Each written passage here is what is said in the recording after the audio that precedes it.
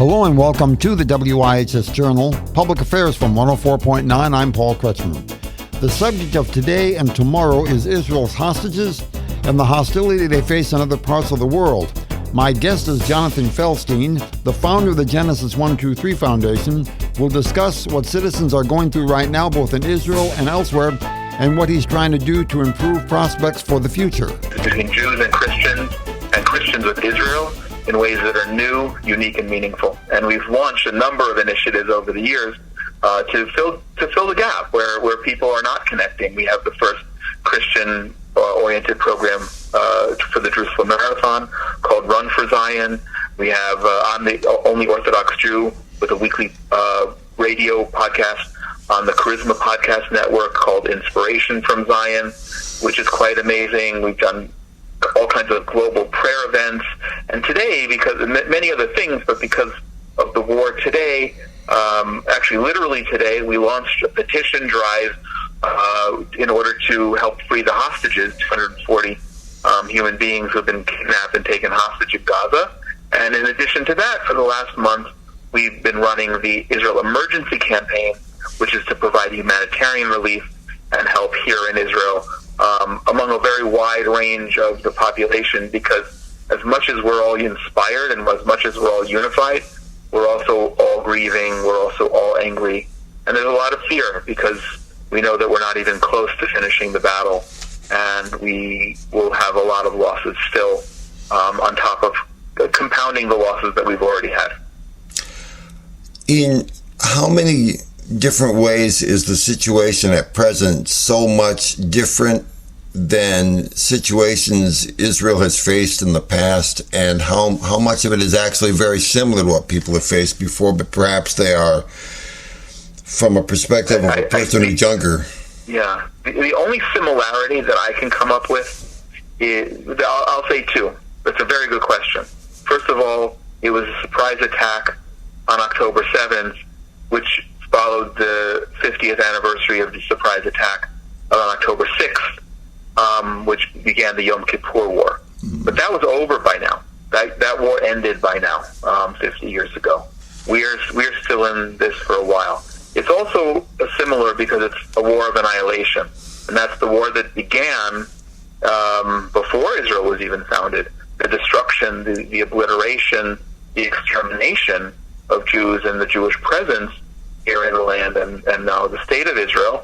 And that's real critical because we're seeing exactly the same thing. People who were massacred on October 7th weren't massacred because they were in uniform. They were massacred because they were Jews or even non-Jews here in the state of Israel.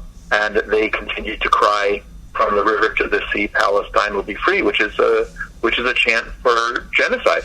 And that's what they wanted from the beginning, and that's what they still want. Can you identify in your own mind the genesis of the evil that this whole thing represents? The reason why I ask that is because in the past, not to get unduly political here, but in the past, leaders like Harry Truman, who was a member of the Democratic Party, was among the first, if not the first, head of state to recognize the state of Israel as a sovereign entity. And now in the 21st century, there are many members of the Democratic Party who are among those who are shouting the loudest for what they perceive as the genocide of Palestinian Muslims, not taking into account that it was people who are Muslim who launched this attack on Israel in the first place. So it's almost like calling the victim guilty for being a victim. That's 100% correct. And look, we had a long biblical conversation. The Genesis, I believe, is in Genesis.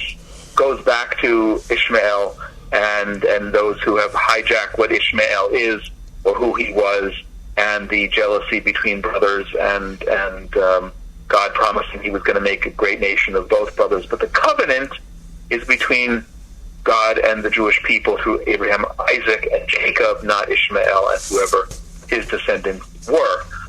That's the beginning. But in our modern day, it's all Islam. And that the head of the snake is Iran. There's no question about that. That's our policy toward Iran, mostly for the last 40 plus years, when I say our, I'm still speaking as an American, even though I'm also an Israeli citizen, has been misguided. We need to defeat the mullahs. We need to let the Iranian people take back their country for their well-being and for the well-being of the rest of the world. And the genesis is an Islam that despises Judaism and despises Christianity. Maybe there's a jealousy because we're the only people who actually worship and have a relationship with the creator of the universe. But it's a horrible situation that's biblical and showing its gross ugliness in our modern day. Is it unjustified in your view for the world to expect Israel to utilize stand-downs or humanitarian pauses, as Antony Blinken, the Secretary of State of the United States, has called for? If you put Israel up against its opponent and can say that one nation is sovereign and chooses to be as appropriate in its behavior on the one hand, while recognizing that what Hamas has done and is doing is far from appropriate because they're terrorists. Can you draw a parallel between those who are terrorists and those who act appropriate because they're a sovereign nation and understand what the rules of war are and what appropriate behavior by nations is? No, there's no parallel. It is completely not only unjustified; it's obscene. It's obscene, and Blinken, who saw the horrific pictures, and President Biden, who saw the horrific pictures, and John Kirby, who openly wept on live TV after seeing the images.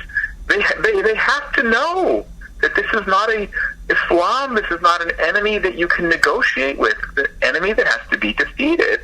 And to call for a pause, which is it's like calling a pause is the new ceasefire. It's pasteurized the whole notion, but it's absurd. It's saying that Jewish lives don't matter. There's 1,400 people who were massacred here on the 14th and on the 7th of October, excuse me, and everyone who's lost their lives since and before. It doesn't matter. We have to be given the leeway to defeat this evil, and it's an evil that's going to. I was going to say it's not going to come around and bite the West in the butt. It's there. It's doing that, and it's coming from a perspective of this moral equivalence that everything is gray area. No, there's black and white. There's good and evil. And I don't know if in my lifetime, other than September 11th, that I've ever seen such vivid good and evil. And anyone who's on the right side needs to be on the right side. So when the Israeli ambassador to the United Nations responded with the rebuke that he did to the Secretary General of the United Nations, in your view then, and in the view of people you know, it was entirely appropriate what the ambassador said.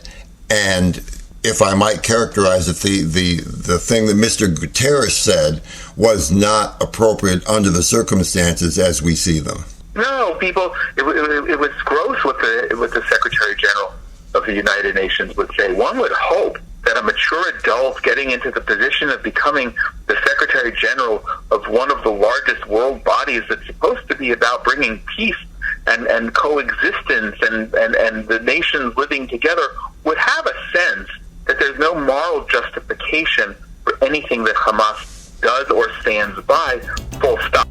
I'll pick up my conversation with Jonathan Felstein, the founder of the Genesis 123 Foundation, on tomorrow's WIHS Journal.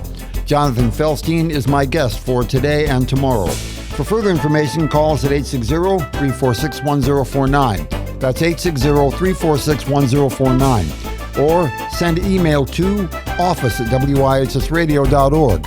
office@wihsradio.org. The opinions expressed are those of the participants, not necessarily those of the staff or management of this station. I'm Paul Kretzmer on the WIHS Journal, Public Affairs from 104.9 WIHS.